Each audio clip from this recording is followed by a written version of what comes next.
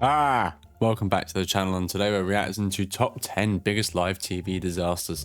Live TV has brought us many great things in the past, but also many disastrous things and fuck-ups and mishaps and things, and even hoaxes, although I'm looking at right now, can happen. Roll it.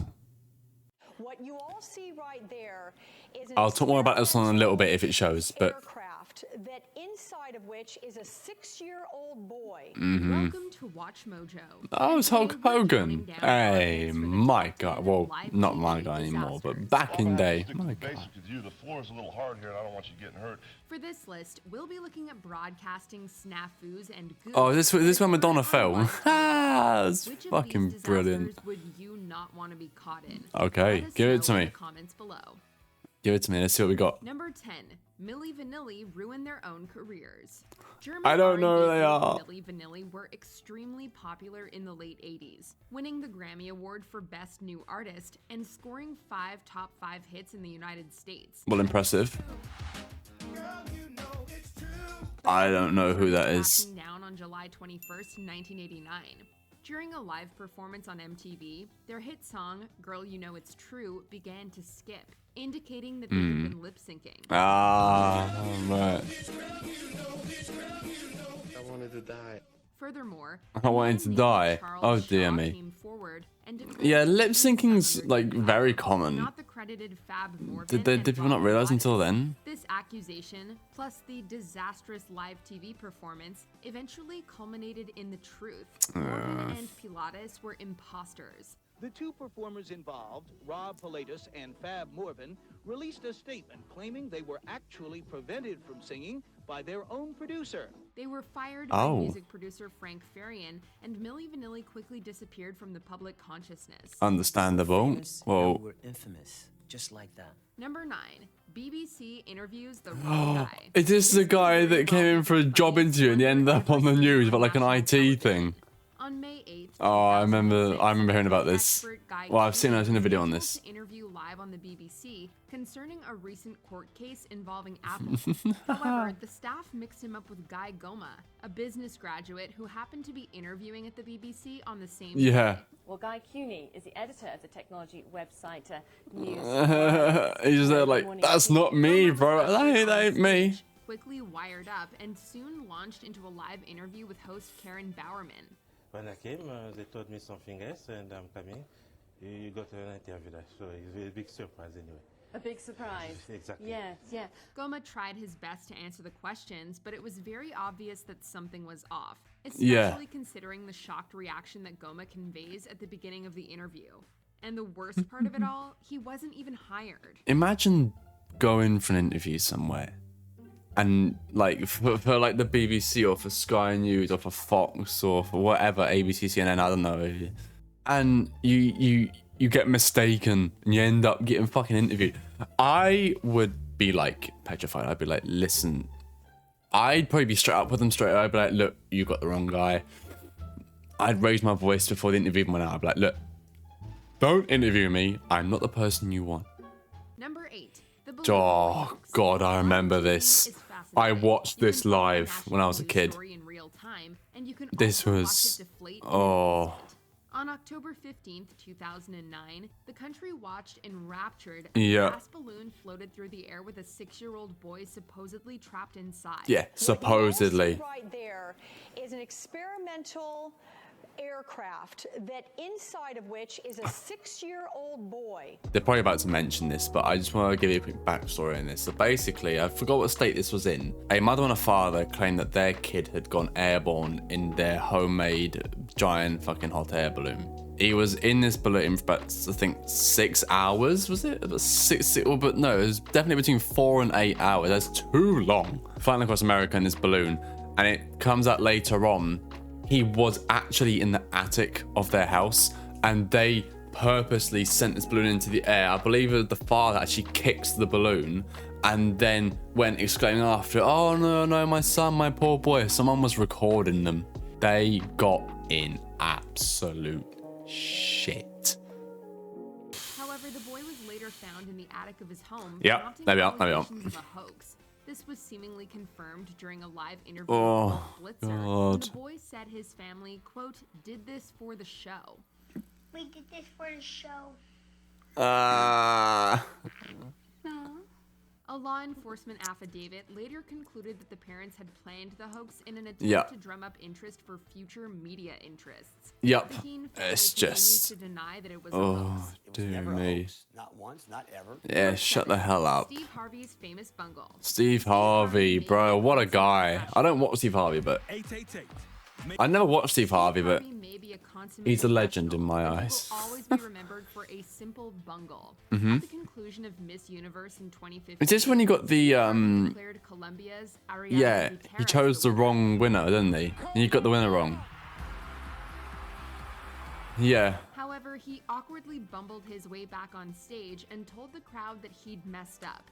Gutierrez was actually the first runner-up, Oh, and the dear. Philippines' Oh, Pio Hexbach was dear. the real winner. The first runner-up is Colombia. She was like, what? Harvey had gotten confused while reading the results, as first was located beside Gutierrez's name. The mistake made headline. It's fine. Don't worry about it. Shit happens, man. It's cool. Don't worry. This is exactly what's on the card. I will take responsibility for this. Number 6, the infamous Super Bowl. Oh, I remember this. An infamous I hope it doesn't show it. history occurred on the night of February 1st, 2004, also known as Super Bowl 38. As everyone knows, Justin Do any of you know what happened? accidentally ripped off the outer layer of Janet Jackson's shirt while performing a dance move, briefly revealing her breast and nipple shield. This instigated a national discussion, the likes of which has rarely been seen before or since. It was front-page news across the country, with some calling it an indecent act of American immorality. It's a simple mistake, but he shouldn't have gone for the stunt straight away. Even if they had planned it, he shouldn't have done it. Janet Jackson ended up blacklisted by many radio stations and television music channels. Oh, It also led stupid. to the creation of YouTube and added the term wardrobe malfunction to the Merriam-Webster's dictionary. Yep. Talk about an unforgettable halftime show. Oh, dear me. I think they were. I think they did put all the emphasis on me. Number 5, Mm. Flaming Arrows. Can you promise you won't be mad at me if I kill you? What's this? No promise that. During a live quarterfinals performance on America's Oh. Got Talent, stuntman Ryan Stock swallowed a steel rod with a target attached to the end. This target poked out of his mouth and was supposed to be shot with a flaming arrow by his fiancée, Amberlynn Walker. This seems like a bad idea, not only Yeah. from a safety standpoint, but a live TV standpoint as well. A stunt like this can Oh go my God. catastrophically wrong, and it Ah. The flaming arrow ended up pegging Stock in the throat, causing him to grimace in pain and Oh my quickly God. pat away any potential flames. The judges and audience watched the stage in silent worry before That's host Millie crazy. assured everyone that Stock was okay. Number 4. He's not dead. He's just in a lot of pain. Back in the late 80s, TV presenter Anthea Turner was hosting Mhm. a live children's program called Up to You. Turner was on location reporting on a pageant conducted by the British Armed Forces. Seems harmless. Well, she's got the roving eye down at the Royal Tournament in Earl's Court. A motorcycle stunt was planned for Turner's story, but Oh. miscommunication resulted in a Get that evil Knievel in, know what I mean? As Turner was sitting on the back of a truck, the pyrotechnics exploded in her face and set her on fire. The person who was cueing the motorbike Oh, dear. mistook my cue to speak as the cue to ask the motorbike to fly out of the back of the van. And of course, I'm still sitting on the tailgate. Families watching from home were Oh, understandably shit. shocked and frightened, as they did not know the extent of Turner's injuries. Well, She she ended up seems alright. suffering numerous burns and temporary hearing loss, and she successfully sued the BBC. Yes, as she should do. See something a bit dangerous happen to Anthea. Just here to say she's okay. She's just gone to first aid and she's going to have a nice hot cup of tea because she's got some shock.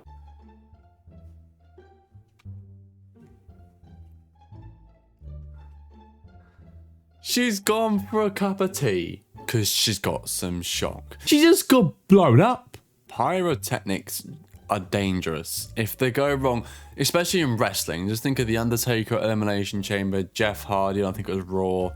Michael Jackson on the Pepsi advert. When fireworks go wrong, it's not just shock. They can fucking kill. They can damage you severely.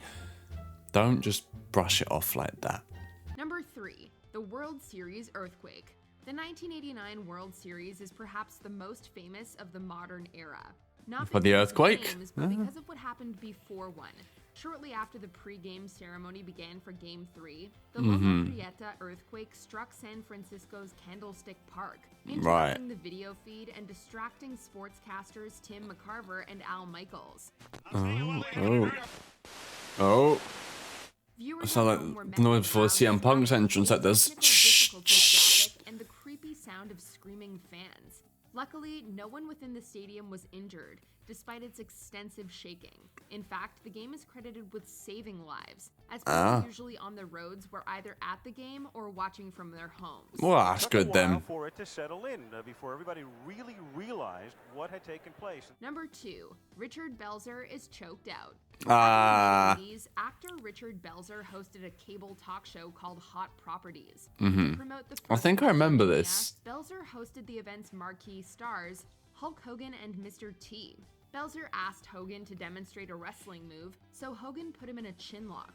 However, Hogan took the bit a little too far and ended up knocking Belzer unconscious. You just tell me, brother, when you want him to quit squealing, okay? All right. He then dropped the limp Belzer to the ground, causing his head to hit the floor.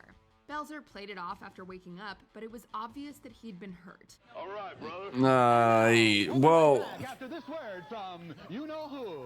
and they still say to this day wrestling is fake. No, it's not. The only fake thing about wrestling is the finish. Everything else, in and out between, is real. Trust me, it hurts. I would know. I once went to a wrestling show, an indie wrestling show, and during the halftime, I tried to jump up on the apron, which is the hardest part of the ring, don't you know? And I smashed my knee against the apron. I think it was like steel frame. Oh my god. My knee was, I still remember the pain to this day. It's one of the worst pain I've ever been in. I bashed my knee, and some of the wrestlers were landing on their spine heavy that night. I just jumped up in the apron and bashed my knee. Number 1, the Gary Stolmen incident. Who? Back in August of 1988, a man named Gary Stolmen strolled onto the set of KNBC and held TV presenter David Horowitz hostage. Stolmen held a gun to Horowitz's dearie back me. and ordered him to read a rambling manifesto filled with conspiracy theory gibberish. Pardon me? Oh. What is this? Viewers at home only witnessed the initial attack, as the feed was intentionally cut shortly afterwards. Yeah.